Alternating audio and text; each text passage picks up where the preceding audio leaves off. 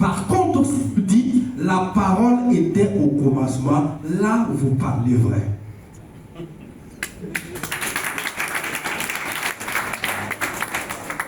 Est-ce que vous commencez à comprendre la délicatesse de la chose qui sort du fond de la langue, entre les dents et les lèvres roses? Mesdames et messieurs, je dois vous dire que ça se joue dans les détails. Celui qui parle la parole doit grandir parce que la parole est déjà de taille. Il faut que celui qui parle comprenne que la parole a un sens quand elle se dévoile et un autre en parabole qui ne colle pas forcément. Donc, sémantiquement pas fort, d'accord, ça peut être beau, mais alors tu as tort si tout ça sonne faux. Regardez. Une souris face au chat. 2. La face au chat qui sourit. Le premier est un danger, le deuxième une joie. Même phrase, même mot. 1. Soit tu en as dans la tête.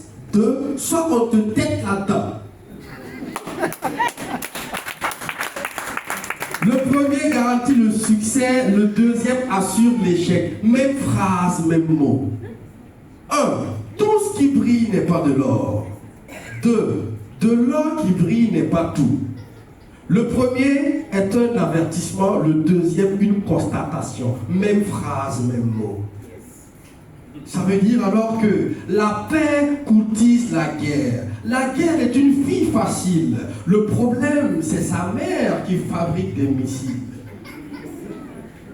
Tout le monde peut parler parce que parler c'est facile. Le problème, c'est bien parler. Ça dilate et puis payer. Parce qu'il y a connaître parler et il y a savoir parler. Celui qui connaît parler parle bien, mais celui qui sait parler parle mieux. Par exemple, celui qui parle pour effacer ses problèmes connaît parler, mais seul celui qui parle pour écrire ses solutions sait parler. Parce que effacer le problème, c'est juste laisser la place au problème du jour. Et la seule gomme capable d'effacer un problème n'est rien d'autre que le stylo qui écrit la solution. Donc pourquoi effacer vos problèmes? Écrivez juste vos solutions. Celui qui demande de l'aide connaît parler. Mais seul celui qui demande du soutien sait parler. Wow. Celui qui parle de l'homme connaît parler. Seul celui qui parle de la femme sait parler. Je crois que les femmes allaient applaudir. Parce que l'homme, aussi homme soit-il, provient de la femme, quelle que soit femme soit-elle. Celui qui parle pour parler connaît parler. Mais seul celui qui parle pour ne plus parler sait parler. Parce que si j'ai besoin de redire ce que j'avais dit, c'est que j'avais mal dit ce que j'avais dit. Par contre, si je n'ai plus besoin de dire ce que j'avais dit, c'est là que j'avais bien dit ce que j'avais dit. Celui qui parle par la parole connaît parler. Seul celui qui parle par les actes sait parler. Dites à un enfant qui a fait que ça va aller. Vous avez parlé, mais en fait, vous n'avez pas parlé. Mais donnez-lui du pain sans parler. Vous n'avez pas parlé, mais c'est là même que vous avez parlé.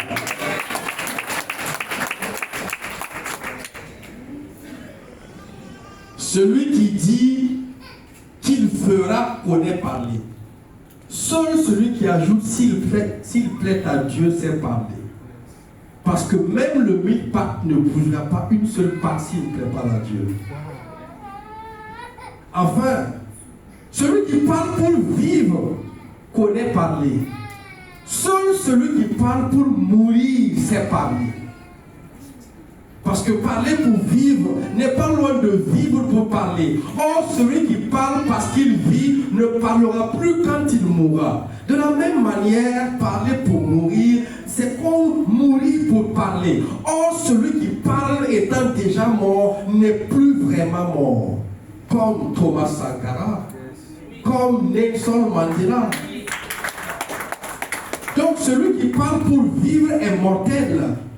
Seul celui qui parle pour mourir est immortel.